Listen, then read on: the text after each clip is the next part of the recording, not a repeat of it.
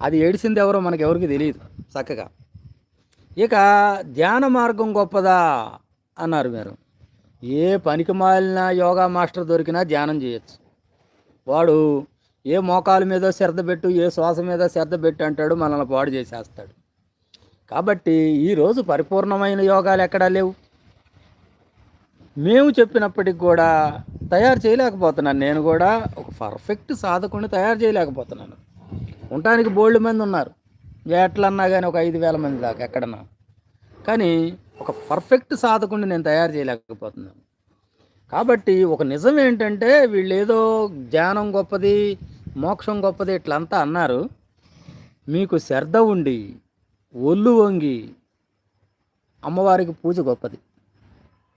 మరలా విష్ణు భక్తి గొప్పది. మహావిష్ణు భక్తి ఉంది కదా, రామనామ జపం, విష్ణు భక్తి గొప్పది. తప్పితే